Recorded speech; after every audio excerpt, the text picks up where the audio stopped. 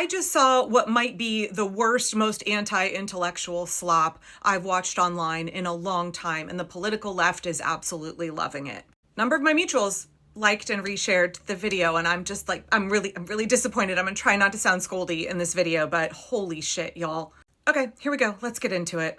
This woman just said, if the trauma of slavery lives in the epigenetics of Black people, she's a Black woman, then doesn't the evil of slave owning live in the epigenetics of white people? And I would argue, yes. Define epigenetics, girlfriend. Define it for me. Because you're leading real strong with the anti-intellectualism here, and you're about to slide into a whole lot of eugenics. Imani is not wrong when she says that the political left has got just as much of a problem with eugenics as the political right. They're just a lot more blind to it. Epigenetics is about behaviors and environmental factors that cause changes in gene expression. Her video is about to take the very real concept of how epigenetics plays into generational trauma because of experiences like starvation, and then use it to essentially justify a eugenicist conspiracy theory that has no basis in science whatsoever. This is why I say her video is a bunch of anti-intellectual slop under the guise of like anti-racism work. It's not.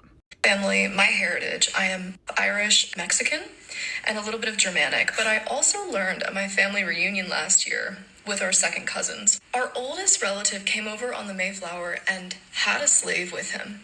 Now, my grandmother married my grandpa, her being some mud of whiteness, and my grandfather being deep native Mexican. Her father was vindictively racist. His name was also Camillus, which is the most comically evil name I've ever heard. So there were no slaves brought over on the Mayflower. There were servants and indentured servants who were white.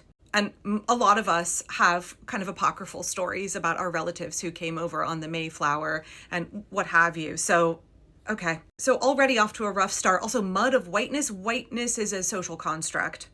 Race is a social construct, and we're going to get into that in a second and why that's actually really a significantly important issue when we're talking about inheritance and gene expression. Also deciding that somebody is evil based on their name. Also deciding that people are good and evil and that evil is inherited and carried in your genes. Like already, again, anti-intellectualism, the whole foundation of this argument is so unbelievably flawed. Okay, I'm just going to let a little bit more of this play so that I don't lose my temper, and then maybe I'll do a more comprehensive response. Married my grandpa, her being some mud of whiteness, and my grandfather being deep native Mexican. Her father was vindictively racist. His name was also Camillus, which is the most comically evil name I've ever heard.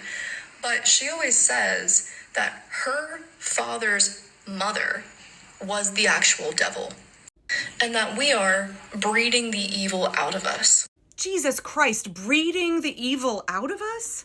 Again, you are clearly demonstrating that you have no fucking clue what epigenetics actually is. Epigenetics is referring to stressors in your environment that alter gene expression. Explain to me how you would evolve to have your great-great-grandpa's urge to say slurs. That's socialization, that's not inheritance. What you're describing has fuck all to do with epigenetics and everything to do with socialization and enculturation. Okay, I know, I'm sorry I said I would keep playing through and respond later, but I had to stop there, and I'll probably interrupt again in a second because it's going to get a lot worse. Says that her father's mother was the actual devil, and that we are breeding the evil out of us. And I actually feel it. I feel... You feel it? Like a vindictive cruelty in my own mouth sometimes. I know words I could use to dismantle people, and I've learned to stop that impulse, but it only got easier when I stopped hating myself and falling in love with life and falling in love with the beauty of nature. But I think a lot of people, because they refuse to acknowledge that cruelty innate to their genetic makeup, they'll never escape it, and they will never make the conscious effort to breed it out of them. And obviously, like, I'm not saying you have to marry a person of color as a white person to, like, clean up the bloodline and the genetics. Jesus fuck. I'm saying you have to do a lot of deep and intentional work on yourself. You have to find that vein of malice and cut it at the root and suture it shut. And you just have to be aware of yourself.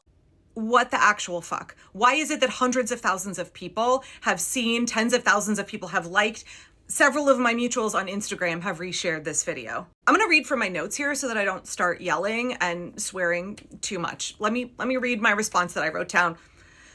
If racism is in our genes, as this creator is trying to claim, then you don't have to do the work of educating people about racism. If they're just born racist, if it's in their genes, if it's going to be passed down, and the only way to get rid of it is breeding it out of them, then you don't have to do the heavy lifting as a white person of coming alongside them and helping them deconstruct their racism. If you say it's just in our genes, oh, well, great, then you've got it all figured out and you have absolved yourself of needing to do the work of unpacking how racism actually functions. You don't have to do the work to address the societal factors and institutions that perpetuate it. By the way, this argument that you're using here, this is an argument that Israelis use online to say that Germans are racist and Jewish people can't be because of their epigenetics. Israelis can't be doing evil things to the people of Gaza because they were victims of the Holocaust. It's only Germans who have the evil gene. So what Israel is doing in Palestine, the genocide that they are committing against Palestinians, can't possibly be happening because Israelis don't have the gene for it. You're using the same argument in this video that is used to justify genocide in Gaza. When you cling to the comforting anti-intellectual eugenicist theory that there aren't societal factors at play, then you can conveniently abdicate your duty to grow as a person and to work to change the system. This video actually really smacks of white supremacy in the guise of being anti-racist. I know the creator doesn't intentionally mean to do that, but anytime you tie an abstract moral attribute to the socially constructed concept of race, and white and non-white is always changing, that immediately folds into eugenics. Eugenics is obligatorily white supremacist. And if you say that white people have this evil racism gene, then you have to look at the fact that what is white is always changing. Right, once your group is given the label denoted as being white, then suddenly you're in a position of power and you have the leverage of the oppressor. So again, if you are defining moral goodness, good and evil based on genes, based on race, and you can shift who and who is not part of that racial group because race is a social construct, wow, how conveniently and easily those in power can decide who is good and evil based on their race. Okay, but I really want to get to this part at the end here. Let me just replay it so that people understand what I'm getting real fucking pissed about. Just to acknowledge that cruelty innate to their genetic makeup. That's not a thing. They'll never escape it, and they will never make the conscious effort to breed it out of them. And obviously, I'm not saying you have to marry a person of color. Except that is what you're saying. Breed it out of them. Also, there is no proof. There's not a shred of evidence that there is evil in your genetic makeup. You're just, again, anti-intellectualism. You are making that up whole cloth. If you're not saying that people need to breed the racism out of them, then why did you say breed it out of you? Stop and think for a second about what the fuck you're actually saying. The minute that you say so casually shit like you need to breed out the racism gene, you are spouting eugenics. I mean, how are you defining white? Who amongst white people has the evil gene that needs to be bred out of them? Who is it okay to breed with to breed out the evil gene? Are you one of the safe white people because your lineage is Irish? They were an oppressed group, so they have the epigenetics of oppression and therefore they don't have the evil gene. What are you saying? Do Japanese people carry the evil gene? Are you going to make that argument because of World War II and all of Japanese imperialism? Also, you're just fucking throwing out all of the various ethnic groups around the world who are non-white, who have oppressed and been oppressed by other non-white ethnic groups. Everybody has the capacity to be racist because racism is about socialization. It's about hierarchies of oppression. Like, sheltered American, are you just now learning that racism exists outside of the United States? It feels like this argument completely neglects how complex our heritage is, right? And how we've historically defined whiteness as so many different things. You're saying don't think at all about the other ways that people of other races oppress each other. You're literally saying slavery in the US, the Holocaust, and the oppression of the Irish are all I have to worry about when I'm crafting this crackpot theory that white people have racist genes and that we have to breed it out of them. Epigenetics does not explain your great-great-grandpa's desire to spout slurs.